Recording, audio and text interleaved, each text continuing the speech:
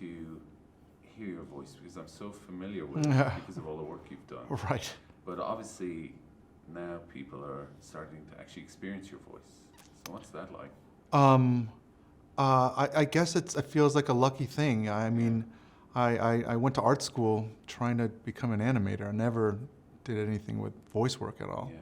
And it was just trying to help other folks at the studio get their temporary reels going. Yeah. And they would just ask you, hey, we just need something in there to just test this moment out or whatever. Yeah, and yeah, then that would become something. But, lucky. Yeah, but now that you've made your own film, I mean, that's your actual voice. Oh, right. Yeah. That's what you mean. Yeah, I'm that's what I sorry. mean. It is and it isn't, I couldn't do it alone. Mm. The seeds are mine, meaning they came from a real personal place on this film. Yeah. And then we were talking to more folks at the studio, some that were on the show, some that weren't, about some of these first and second generation stories. And that began to resonate with artists from all over, from different departments, and they started bringing their own stories. And so I love that it started from this personal seed, but other stories grew from that, that became all of us, essentially. I'm so curious the mission you're on with this message. Mm-hmm. If you could share that a bit. Yeah, so much of it started with thanking my parents. And I've been talking about it for a while in terms of the press and what that even means. But I was not the greatest or most appreciative kid. I grew up in New York. My parents came from Korea. I wanted to fit into, the country I was living in, and that form of assimilation, there's some developmental milestones that happened to it that I would find out later talking to a professor about it, that you would reject your own culture, trying to fit in this other one. It took quite a bit of time for me to begin to empathize with my parents' journey. And that empathy opened a door to understanding my parents in a way that I've become really overwhelmed with emotions by, because I just don't know how to repay it, And that I had this event that I went with my parents to in New York, where I was supposed to talk about animation, but when I got up on stage and I saw them, there's sort of the city miles on them and everything, I just started crying, and I just said, thank you, Mom and Dad, for everything that you did for my brother and I. And I barely remember everything I said because it was sort of emotional, but it had peaked up to that point, and this film that's been the heart of this film. But that idea of that little step of bravery to empathize. Yeah. It's such a small little step, but it can do so much. And, so many layers of this film have been about that. Do you think it's a question of experience, empathy? That is a great question, Cole. I do think it is. I do think that maybe for some that it comes naturally, but once you have that barriers formed from cynicism or whatever it is that your upbringing formed, you need those small steps of experience to try to break through, and you just need a lot of safe places to do that, Yeah. You're saying this is a love letter and a thank you note to your parents. Yes. Yeah, your parents still around there? No, they both passed away during the making of this film. I'm really sorry, Peter. Yeah. That's hard. Oh, no worries. Yeah. Thank you. My dad died the first couple years in development when we didn't have a movie just yet. And then my mom died at the end when we were in the heat of production. But I think I'm going through something finishing this film now that we're done. I think. Yeah. I don't know if there's ever closure, but something's happening. If you had, let's say, a 60-second phone call with them, what would you say?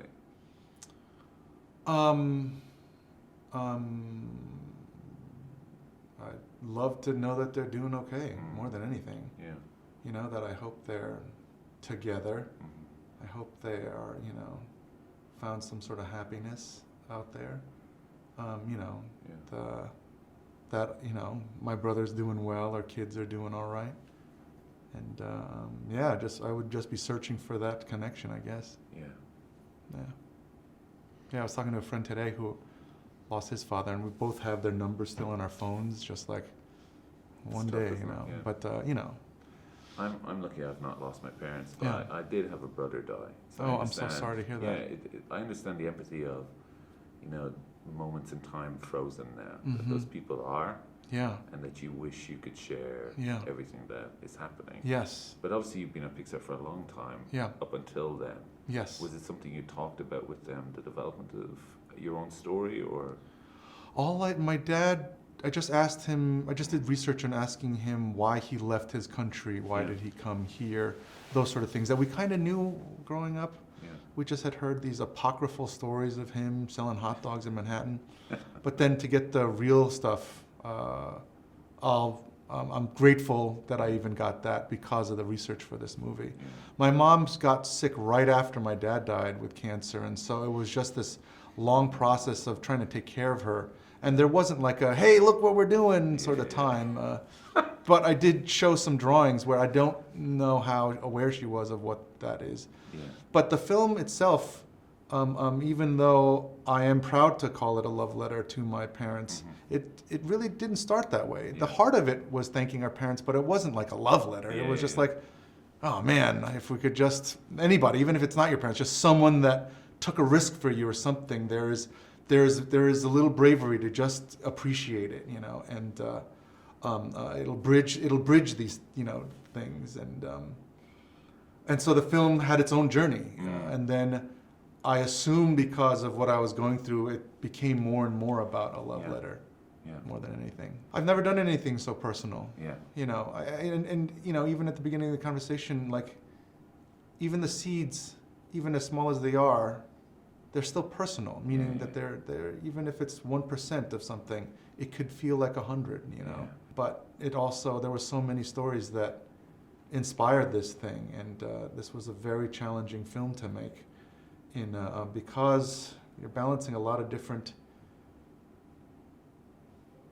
I guess, stories that mean something to someone, and then at the same time trying to build these characters that were just really impossible to build, and I learned a lot about the Pixar process when it comes to trying to push something like that. Yeah. No matter what, I just feel lucky to even get a chance to make anything like this and work with the amount of people that there are there that are just so giving and generous with their talents. Like most studios are like this. Yeah. But you're still lucky. Hell yeah. If someone hadn't seen this film, Pete, okay, what would you describe it to be? If someone hadn't seen the film, it's a story that takes place in a world, a fantasy world of the classical elements, where there's a city full of characters made of earth, air, fire, and water. And in that community, we follow a young fire girl discovering her life straddled between her family and a possible future with this water guy. Pixar is amazing at creating incredibly complex stories from very, very well-known items or creatures or something, and you're twisting it in a certain way. Yeah. Why was it important that the creatures in your world had to be elementally based?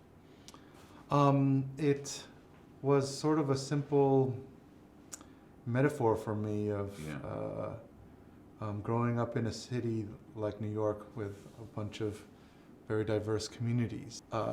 It sort of started in a silly place where in school, in science class, when I first saw the periodic table of elements, they looked like apartment complexes to me, and I would draw these, take each one of those blocks and draw characters. There was jokes. It was like copper lives next to helium, but be careful because they're gassy. That they were all these little jokes, but that's all it was. It was never anything else. Yeah. And then years later, when the studio asked me to make another movie, it was triggered by that story that I told you earlier about thanking my parents. Yeah. And in thinking about my parents and trying to understand who they were, so much of it was about that they were one of many different families, and so then that's how I started merging these elemental creatures into there to sort of create a world that could resemble something that I remember to get to this sort of more universal story of feeling foreign Yeah. and trying to belong, you know. Yeah. Conflict is obviously one of the best storytelling devices that we have. Yeah. But was that initially it? You were like, okay, it has to be fire and water.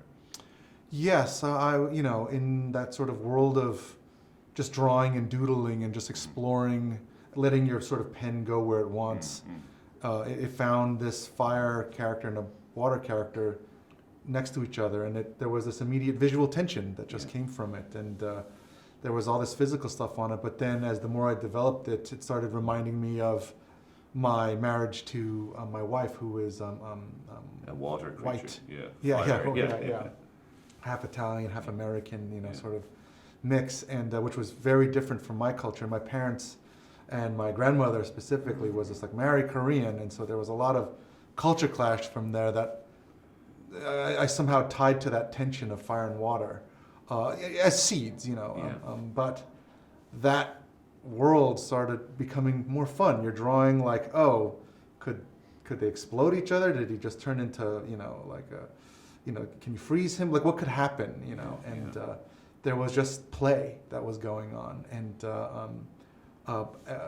the story started with that question first of what if fire and water could be together? What could happen? And it started this small, sort of quaint story, but then it started reaching into this family story, and then reaching in toward a larger story, and that juggling was probably the most difficult thing of here. Of could one of these stories be expanded into another, or should it? Is there too many things going on? But one thing that sort of was a solution to all of that was this bridge between fire and water of like, could there be some sort of vulnerability between the two of them that they share that can connect them? And then that could happen with the family, and then could possibly happen with the city. Not so much with the city. I was real struggling with that part of it, but yeah, it was sort of that juggle. Yeah. You keep talking about these seeds, right? And you have seeds, but you said other people have brought seeds as well. Yes. Could you pull that out a bit for me? Yes. Let me give you an example. Well, we interviewed like maybe 100 people at the studio from all over the world, you know, and their experiences of either immigrating or having parents that were immigrants, and or stories of love or interracial love and culture clash. And there was this one story that that I remember. She's an Indian woman. She fell in love with a German guy. The parents were like, "It's never going to happen unless you go to India and to an astrologist and see if you guys are a match."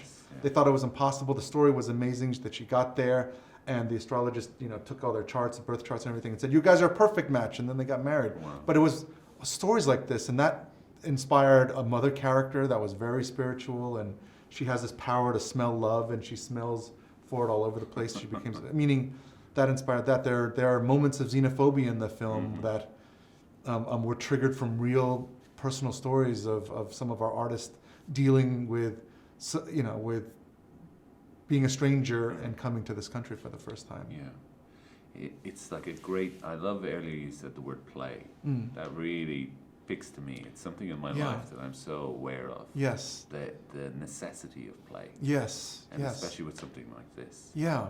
Yeah. There's so many parts of you that you have to tap into when developing something like this. Only because, you know, the type of movies that I grew up with, that this needed to be sort of connected with.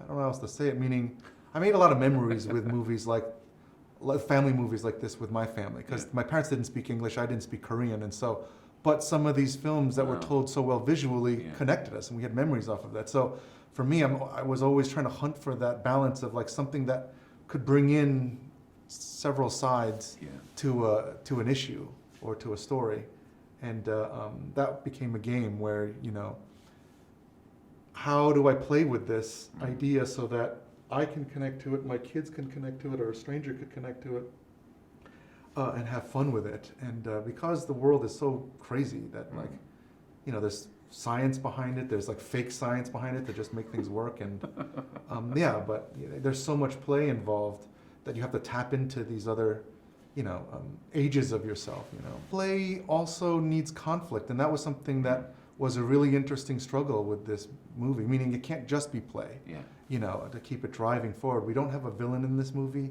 We have all these internal struggles that are driving so much of the film, which is hard to do when the world is such a fantasy, you know.